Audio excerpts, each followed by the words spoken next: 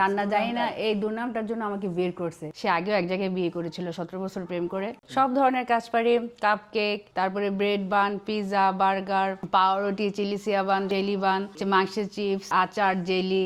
আসলে বাবা মা দুজনে চাকরি করতো, মিডল ক্লাস ফ্যামিলি। তো হঠাৎ করে এসএসসি টেস্ট দেওয়ার পর বিয়ে হয়ে গেল। বাপ মা দিতে চায়নি, হয়ে গেল ইংলিশ অনার্স করা জগন্নাথপুর রাজনীতিবিদের ছেলের সাথে। পারিবারিক ঝামেলা শুরু হইলো, ওরা হিপনোটাইজ করা শুরু করলো আমার হাজবেন্ডকে, যাতে পছন্দ না করে।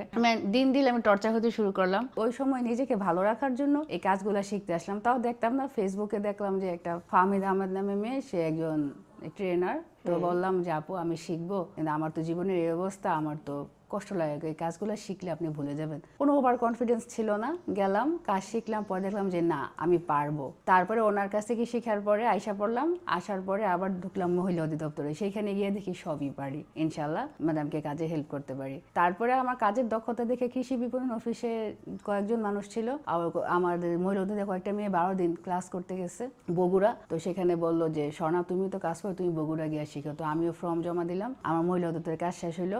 আমি এই জীবনের মাধ্যমে কাজের ডাকটা কমে আসতে নিয়েছিল, আর জীবনটা উন্নত করতে শুরু করতে পারবো, এই আমার একটা কনফিডেন্স হলো, আমার মনটা ভালো হলো, কাজে মন দিলাম। তারপরে আমি ওইটা শেষ করে মহিলা অধিদপ্তর শেষ করে আবার গেলাম কৃষি বিপণন। সেখান থেকে গেলাম বগুড়ায় 12 দিন থাকলাম। ওইখানে কেক করেছে, চিলি সিয়াবান, বার্গার বান, ব্রেড বান, এসব শিখাইছে, দই শিখাইছে, তারপরে ঘি শিখাইছে, মাছের চিপস শিখাইছে, মশলা শিখাইছে, তারপরে মিষ্টি শিখাইছে, এক পদের মিষ্টি, তারপরে আবার মাংসের চিপস শিখিয়েছে। কিন্তু এখন থেকে রান্না নিয়ে আমি এখন প্রতিযোগিতা করছি, এটা আমার জীবনের সবচেয়ে বড় পাওয়া। আশেপাশে যত আত্মীয়স্বজন প্রয়োজন আছে তারা আমাকে অর্ডার দেয়, আমি অর্ডার অ্যাকসেপ্ট করি, এইভাবেই চলছে। এটাই তো জীবন। আমি তো উদ্যোক্তা হইতে পেরেছি, এটাই সবচেয়ে বড় কথা।